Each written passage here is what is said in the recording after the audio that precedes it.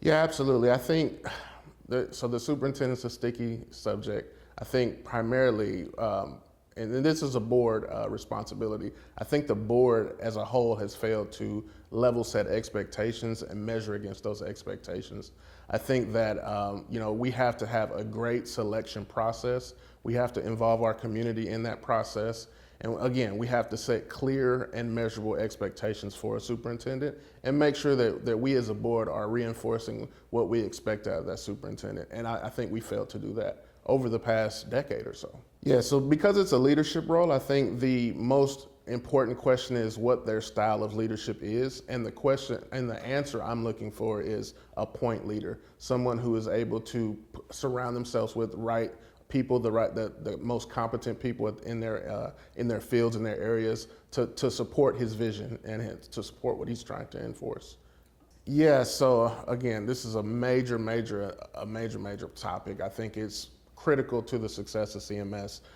So as a board, I think we are responsible for supporting our teachers, not just financially, but other support mechanisms. And I think that's why we have an issue with retention right now.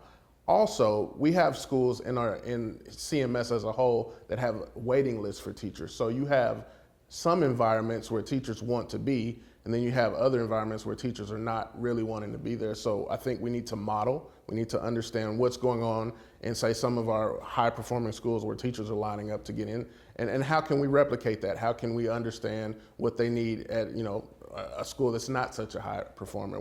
How can we support them better? Again, prior to my previous answer, I think that there's a lack of support at the teacher level. At the local school level. So we're not listening to what their needs are. In addition, we have overfilled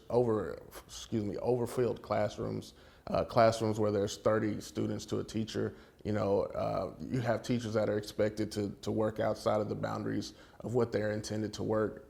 And then you have this other issue where we have the stopgaps that you mentioned, where there are people in the classroom that aren't even teachers, right? They're not there to actually support the mission of the public school. So, there's a couple different things, but I think there's a solution there somewhere in how we listen to our teachers. That's, number one.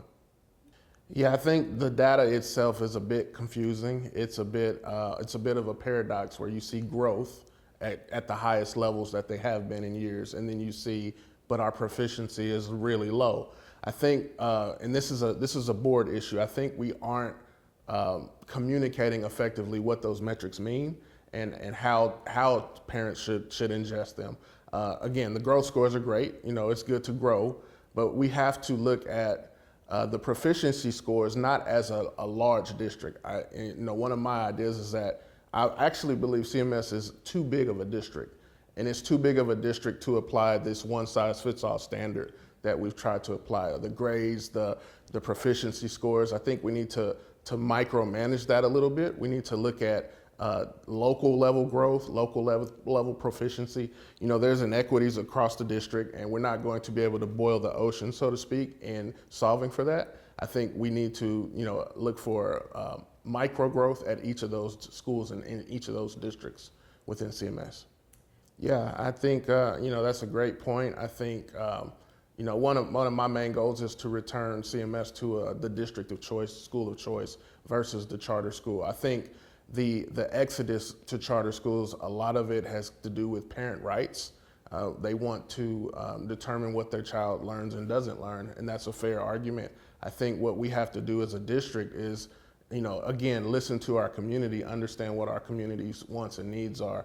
I think when you think about the charter schools for Black and brown students, what you tend to have are instructors and leaders in those schools who take a unique interest in the growth of Black and brown students, and that's admirable. There's nothing I can say that's bad about that. I think, if a parent wants that for their child and that's the decision they make, that's great. But we as a public school system have to try to match that. We have to sell ourselves just as good and provide the instruction just as good as those schools. Another thing that I've learned personally is that we, in the district I live in, District 6, we have, really good schools in general, but you still see parents leaving to go to, say, a Weddington or a Waxhaw because our schools are just too large. So when your schools are too large, you can't reach the student as effectively as you would like to. So I think we need to look at that. Yeah, so I think that the moves that were made, with the exception of the backpacks, that wasn't something I would support, but I think the moves that were made with the Novo scanners were great. I think what we should do is really look to our community for support. You know, CMS is a school district, but we have business partners that handle large security and are much more effective in deploying security systems. I think the scanner idea came from the Panthers. So I think if we look to our partners and say, hey, how can we improve here? You know, zero guns, you know, that's cause for celebration. But I think there's still other issues, drugs on school grounds and things of that nature that we can address. But I would suggest we look to our business partners and not try to, you know, micromanage too many issues. Just look to our community for support. Yeah, we've got to have accountability in our communities. So if you think about the triangulation of a perfect school system, it's the school system, it's the parents, the community, and then it's our business partners. So, you know, this issue leads to community and accountability. You know, the gun violence and violence in general usually permeates outside of the walls of the school.